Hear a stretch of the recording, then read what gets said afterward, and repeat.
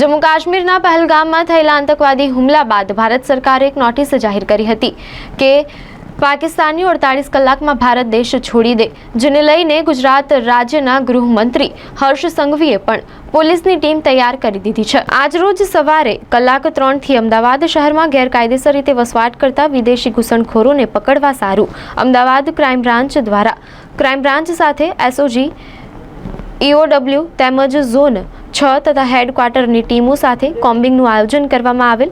આ ઓપરેશન દરમિયાન 400થી વધુ શંકાસ્પદ ઘૂસણખોરોને ઝડપી પાડવામાં આવેલ છે।